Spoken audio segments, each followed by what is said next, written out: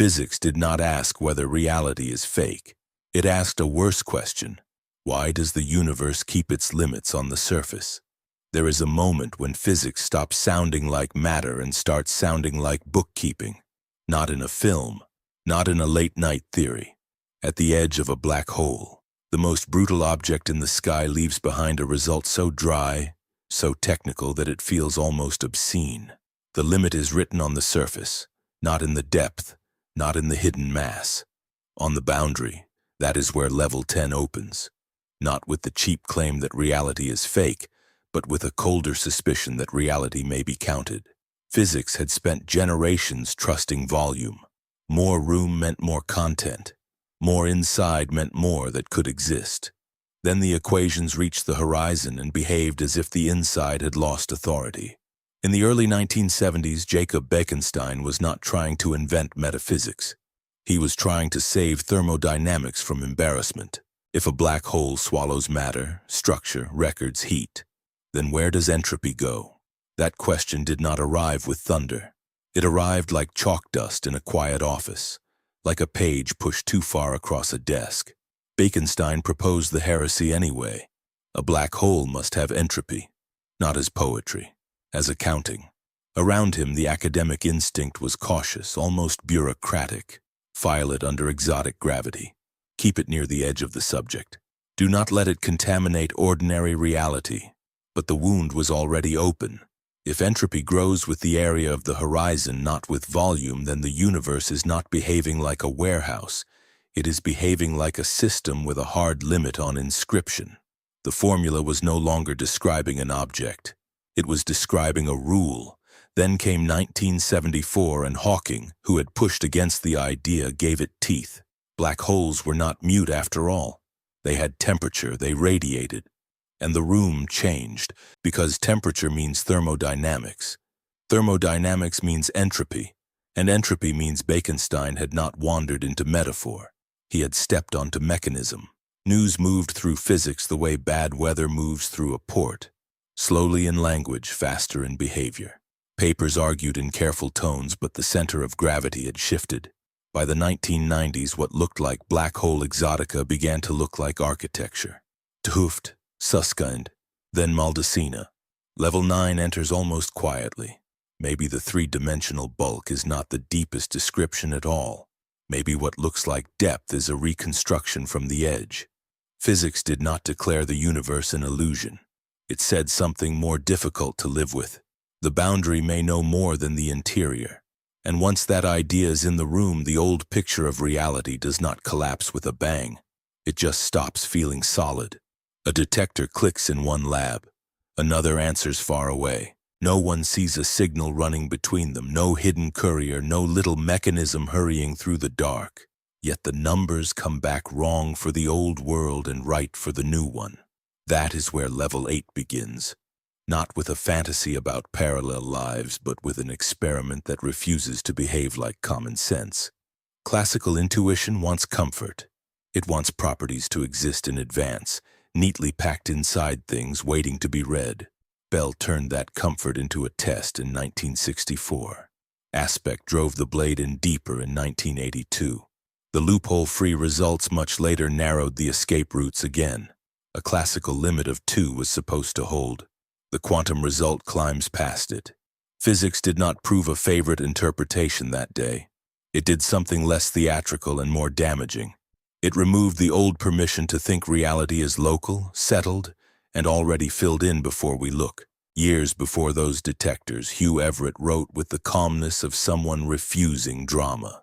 In 1957, he did not ask for magic, did not add a special collapse, did not beg for a hidden switch that picks one blessed outcome and kills the rest. He kept the equation and accepted the cost. That is why his idea still disturbs the room. Many worlds is not compelling because it sounds wild. It is compelling because it is cold. It asks whether the scandal lies not in too many worlds, but in our insistence that only one result was ever allowed to be fundamental. Academia learned to live with that discomfort by speaking carefully. The experiment does not prove Everett. True, but that caution does not rebuild what Bell destroyed. The easy local story is gone. At level 8, history stops looking like one clean corridor and starts feeling like a branching architecture we only experience from inside one locked door. Then the floor drops again. Level 7 does not arrive through quantum argument at all, but through time itself. In 1908, Minkowski formalized space-time as one structure, not a stage with a universal presence sweeping across it. The damage sounds abstract until engineering inherits it. In 1971, atomic clocks flown on aircraft returned disagreeing with clocks left behind. Later, satellites made the insult permanent. Without relativistic correction, GPS drifts. Civilization keeps working only because it quietly admits something the brain dislikes. There is no single global now laid over the world like a sheet. Time does not flow through physics in the way it flows through the body. It is measured differently along different paths, and the machines obey that before philosophy does. So the wound from level 8 does not close. It deepens. First, the world loses one guaranteed local outcome. Then it loses one shared present. What people call the line of history begins to look less like a line than a cut through something larger, colder, already there. A cup stands on a table and does not tremble into alternatives. Light touches the rim. Air moves around it. A hand reaches for it without fear that the object will split into 1,000 possible cups and refuse to choose. That silence is the real problem. After black holes, after Bell, after the loss of a universal now, the ordinary world should feel less obedient than it does. Yet it doesn't. At level 6, the question stops being why reality is strange and becomes why it is stable at all. Quantum theory leaves room for superposition, but the room we live in behaves like it has already made up its mind. The old answer says this is just how the classical world looks. The harder answer says the classical world may be the result of a selection process so fast, so constant, that it passes for common sense. What any observer receives is almost never the object itself. It is a flood of traces, scattered photons, thermal leakage, reflected light, small redundancies written into the environment again and again. This is where decoherence stops being an abstract term and becomes a physical event with consequences. A macroscopic state does not survive because it is metaphysically privileged. It survives because the environment keeps copying certain information and erasing access to the rest. The world does not stop being quantum in that process. It becomes unreadable in most of its alternatives and brutally legible in a few stable ones. Quantum Darwinism gave that mechanism its coldest form. Some states leave durable public records. Others die in private. What people call objectivity may be nothing more flattering than the victory of the states best adapted to being copied. And even that is not the end of the filter. By level 5, the scene narrows again, this time inside the skull. The brain does not sit before the world like a clean lens. It runs on a thin power budget, too small for total honesty, and so it survives by prediction. It guesses, compresses, corrects, and calls that experience. Perception becomes less like recording and more like controlled reconstruction. Physics selects what can remain publicly stable. The environment republishes it. Then the nervous system builds the cheapest model that will keep the body oriented inside it. The table, the wall, the voice in the room, none of them arrive untouched. They arrive after selection, after duplication, after neural rendering. The familiar world is not the raw world. It is the version that endured the first filter of physics and the second filter of mind. A riot rarely begins where the history books place it. It begins earlier, in ledgers no one quotes, in grain prices moving the wrong way, in tax rolls thickening, in too many ambitious men pressing toward too few offices, in a state that still looks solid from the street while its internal strain is already rising. That is where level 4 begins. Not with a hero, not with a villain, not with a single dramatic speech, but with the colder suspicion that history has load-bearing variables the way a bridge does. Demographic pressure, fiscal stress, inequality, elite overproduction, repeated internal conflict. The official story usually arrives later and chooses a cleaner image. One ruler, one scandal, one assassination, one bad decision. It explains the spark because the spark is visible. It does not explain why the room was full of gas. Then the camera moves closer. A clerk folds another demand for payment. A local officer delays wages for men already close to mutiny. A merchant keeps his shutters open but stops extending credit. No one needs a grand theory in that moment. Each person reacts to one small pressure, one contained risk, one practical fear. But across a city, across a province, across a state, those private adjustments begin to align. The streets do not always answer with noise first. Sometimes the system reacts with hesitation. Fewer shipments, shorter tempers, thinner trust. The archive records these things separately, as if they do not know one another. Later, someone starts counting instead of narrating, and the pattern stops looking accidental. The same profile appears again and again. Long accumulation, short trigger, disproportionate rupture. History begins to resemble a critical system more than a chain of anecdotes. By the time level 3 arrives, the insult becomes harder to ignore.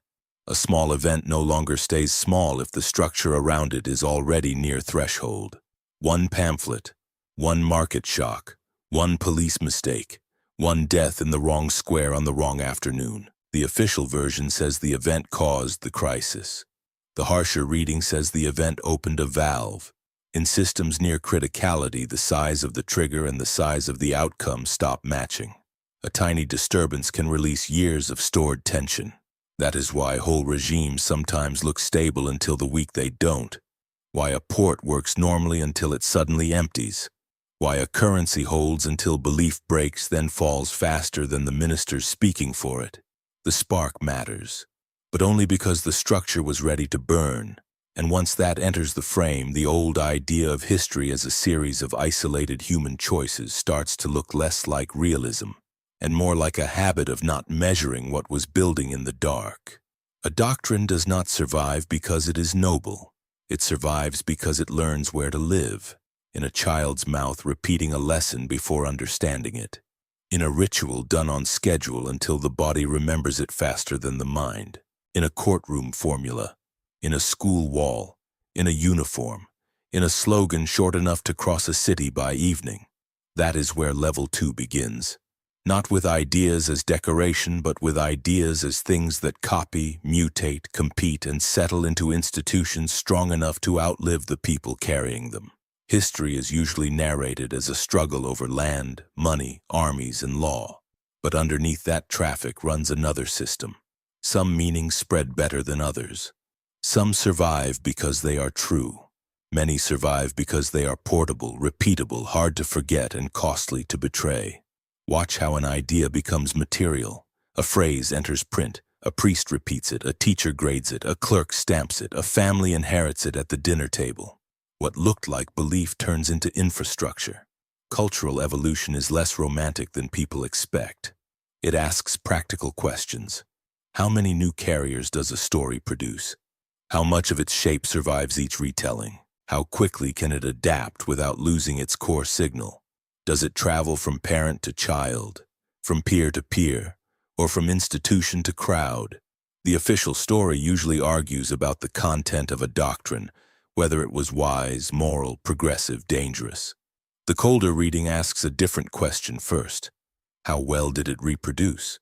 Because an idea can be mediocre and still dominate if it moves with prestige, punishment, rhythm, and repetition. That is the turn most people resist. Truth and spread are not the same thing. A message with emotional charge, clear enemies, simple symbols, and a ritual of return can outrun something more accurate but harder to carry. People call this manipulation when they notice it late, but the mechanism is older and calmer than outrage.